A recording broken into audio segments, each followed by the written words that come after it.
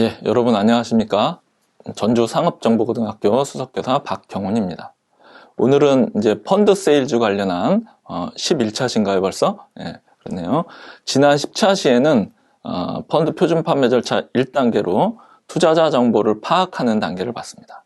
이번 차 시에는 그 투자자 정보 파악과 연계해서 이어져서 투자자의 투자 유형을 분류하는 단계를 한번 살펴보도록 하겠습니다.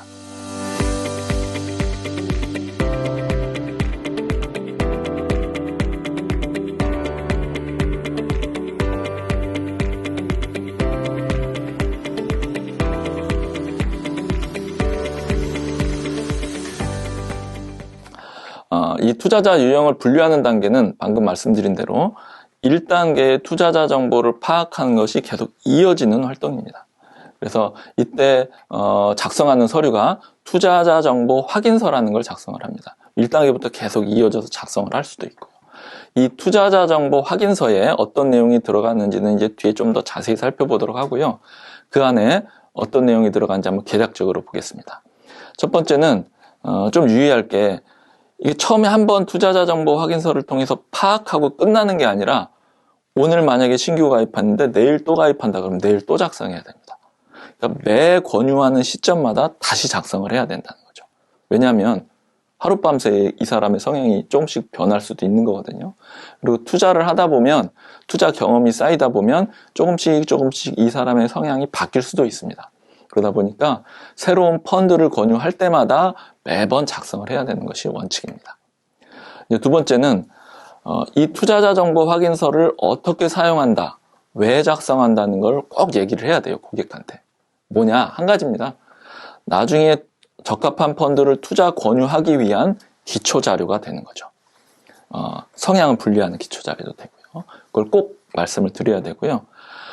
여기서 한 가지 이제 조금 은행원이 정보 유형을 분류를 할 때 조금 주의해야 될 게 한 가지가 있는데, 이건 한번 좀 생각을 해봐야 되는데, 이 표준 투자 권유 준칙에 보면 취약 금융 소비자라고 해가지고 좀 연세가 많거나 뭐 만 65세 이상이거나 아니면 뭐 은퇴를 한 지 오래됐거나 아니면 뭐 여기 이제 주부도 제시가 돼 있는데요. 약간 이거 이제 금융기관마다 조금씩 기준이 다른데, 이렇게 약간 금융 분야에 대해서 잘 모르는 좀 취약한 계층에 대해서는 좀 더 자세히 설명해주고 한 번 더 설명해주고 이런 제도적으로 조금 더 이 사람한테는 자세히 설명해서 혹시 오해의 소지를 줄이고 적절한 투자가 될 수 있도록 별도의 조금 더 강화된 절차를 둡니다. 그래서 이 사람이 취약금융 소비자에 해당되는지를 반드시 미리 한번 이렇게 필터링을 해야 되는 거죠. 자, 그 내용도 뒤에 가서 좀 더 보도록 하고요. 이 투자자 정보 확인서는 사실은 모든 서류가 그렇지만 내가 본인이 작성하는 게 원칙입니다. 물론 적절한 위임 권한을 가진 대리인도 물론 할 수가 있지만요. 그리고 끝으로 혹시 매번 작성을 해야 되기는 하지만 내가 전에 작성한 투자자 정보 확인서로 그냥 가름하고 싶다. 고객이 혹시 그렇게 얘기하면 투자자 정보 확인 동의서라는 서류만 그냥 하나 작성을 하게 되면 예전에 작성했던 걸로 가름할 수도 있습니다. 자, 이제 지금부터는 금방 말씀드렸던 걸 실제 양식을 한번 보면서 투자자 정보 확인서에는 이런 내용들이 들어가는구나 한번 확인을 해 보실 텐데요.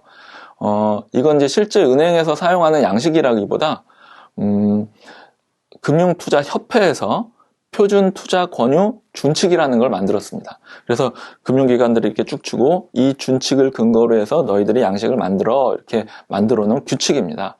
그래서 지금부터 설명드릴 거는 이 금융투자협회에서 제정한 표준 투자 권유 준칙의 예시로 이렇게 제시되어 있는 것들이고요. 이걸 참고로 해서 은행들이, 금융기관들이 양식을 이렇게 각자 디자인을 해서 만들게 되는 거죠. 자, 첫 번째 투자자 정보 확인서에 들어가야 되는 항목들을 한번 볼까요? 자, 첫 번째는 제일 앞쪽에 개괄적인 안내입니다. 제목에 보시면 투자자 정보 확인서, 일반 금융 소비자 이렇게 되어 있죠. 첫 번째 항목을 좀 잘 읽어보시면 고객 투자자 정보를 파악하여 아까 말씀드렸죠. 투자 권유에 필요한 기초 자료로 활용됩니다. 이렇게 제시가 되어 있어요. 그러니까 이 서류를 왜 작성하는 것이다 라는 것을 안내를 해주는 거죠. 그리고 이건 한 가지 조금 주의를 해야 되는데요.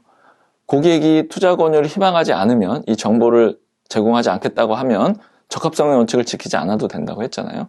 그런데 그런 고객이 나는 뭐 파생 상품을 하나 가입하고 싶어 이렇게 했다 만약에 한다면 특정한 파생 상품 같이 위험성이 높은 상품은 투자 권유를 원하지 않더라도 꼭 정보를 제공해야 됩니다. 이걸 적정성의 원칙이라고 배웠죠. 그래서 혹시 적정성 원칙에 해당되는 상품을 원한다. 그러면 그때는 투자 권유를 원하지 않더라도 이 서류를 작성해야 됩니다. 라는 것을 안내하는 항목입니다. 자, 이제 두 번째 항목으로 빠르게 넘어가 볼까요? 자, 질문 예시를 한번 볼까요? 자, 월 소득 대비 투자 가능 자산, 또 여유자금, 뭐 앞으로 나의 경제 상황이 어떻게 될 거야? 뭐 나의 자산은 얼마나 돼? 뭐 수입원은 얼마나 돼? 이런 것들 있죠. 재산 상황에 대한 항목들입니다. 되게 중요한 부분이죠. 자, 두 번째 항목을 한번 볼까요? 자, 제가 일부러 가려놨는데, 자, 질문 예시를 한번 볼까요?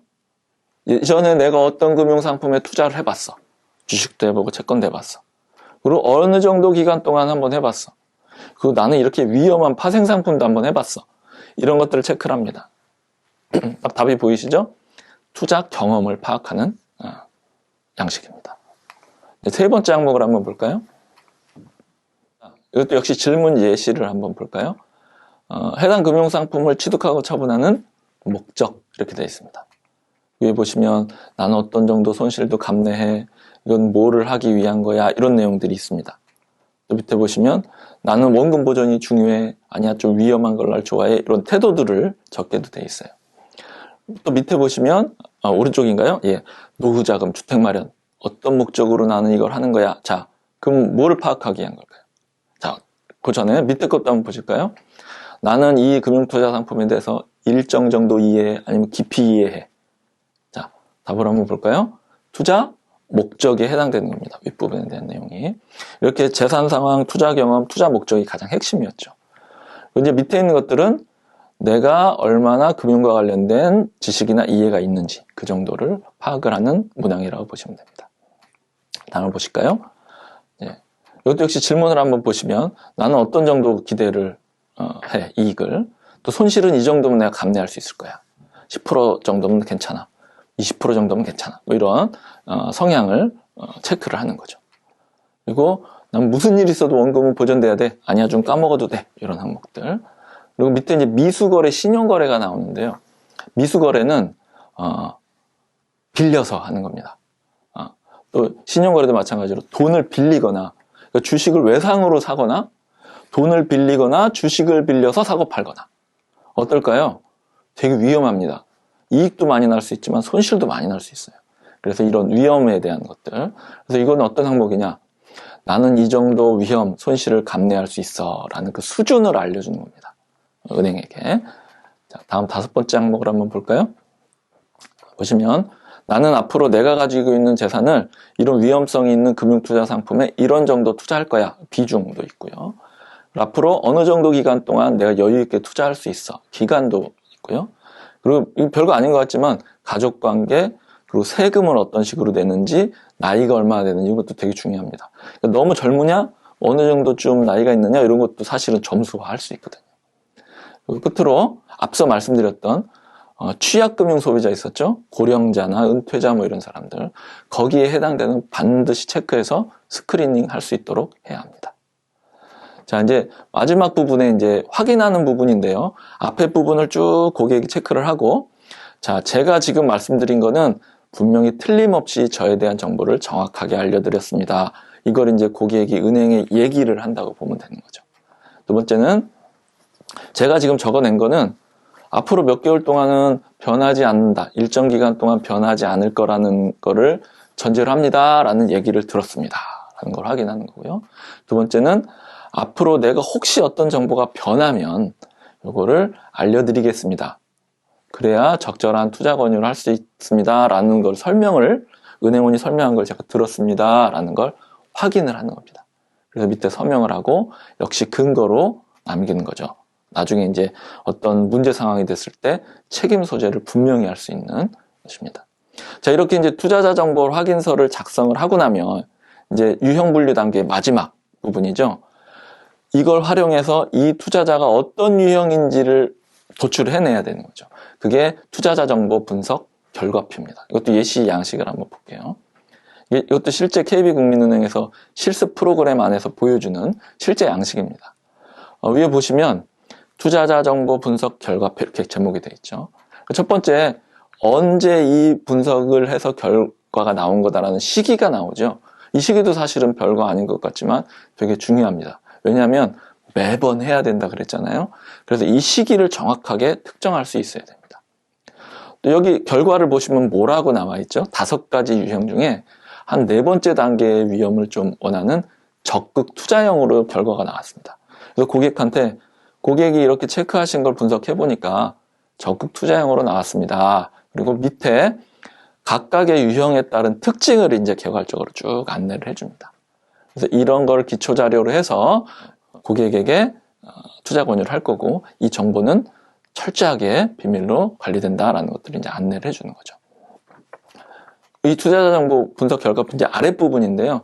이 부분에 이제 고객이 확인을 하는 겁니다. 자, 제가 잘 작성을 했고요. 이 투자자 정보 분석 결과표는 2부를 만듭니다.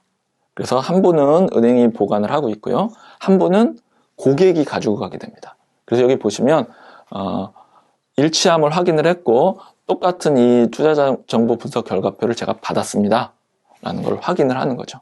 밑에 사인을 하고 작성을 하면 되는 겁니다. 그러면 근거 서류가 딱 남는 거죠. 혹시 나 좀 이상해, 다시 한번 해보고 싶어, 그러면 밑에 재분석을 할 수도 있습니다. 자, 이렇게 이번 차시에는 투자자 정보를 쭉 확인을 해서 그걸 결과로 분석했습니다. 그래서 고객이 그 투자자 정보 확인서에 이렇게 체크를 하고 기록을 하죠. 그런데 이제 실제 은행에 가보면 이제 종이에다 체크를 해서 제출을 하기도 하지만, 그래서 그걸 은행원이 이렇게 시스템에 입력을 하기도 하지만, 요즘은 이제 이렇게 태블릿이나 뭐 어떤 키오스크처럼 터치 스크린이 있어서, 태블릿이 딱 있어서 은행원이 이렇게 고객 쪽으로 내놓으면 고객이 거기에 이렇게 체크를 펜으로 한달지, 아니면 거기에 직접 작성을 한달지, 서명을 한달지, 이렇게 해서 바로 시스템으로 연동되는, 그렇게 조금씩 이제 업그레이드가 되고 있습니다. 이번 차시에는 정보를 파악해서 유형을 분류하는 단계까지 봤고요. 다음 차시에는 이 유형 분류한 거를 근거로 해서 이 투자자에게 어떤 펀드가 적합한지를 선정해서 매칭시키는 단계를 살펴보도록 하겠습니다. 다음 차시에 뵙겠습니다. 수고하셨습니다.